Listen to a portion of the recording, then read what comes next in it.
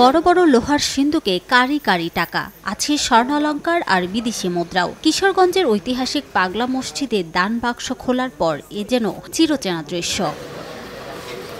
এবার ৪ মাস পর শনিবার সকাল ৭টায় জেলা প্রশাসক ফৌজিয়া খানের উপস্থিতিতে খোলা হয় ১১টি দান বাক্স।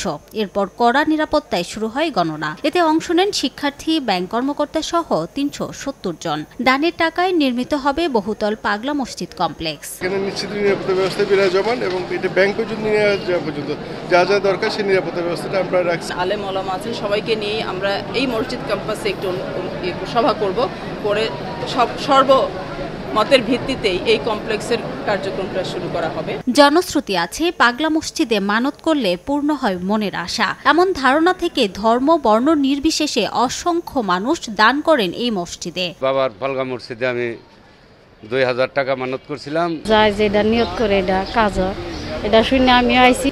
বাবার চোখ দুটা ভালো করে আবার আসবো, আল্লাহর ঘরে দান করলাম। এর আগে সবশেষ ৩০ নভেম্বর দান বাক্স থেকে পাওয়া যায় ৮ কোটি ২১ লাখ টাকা। এ পর্যন্ত মসজিদটির ব্যাংক অ্যাকাউন্টে মোট জমা ৮০ কোটি ৭৫ লাখ ৭৩ হাজার টাকা। সময় সংবাদ, কিশোরগঞ্জ।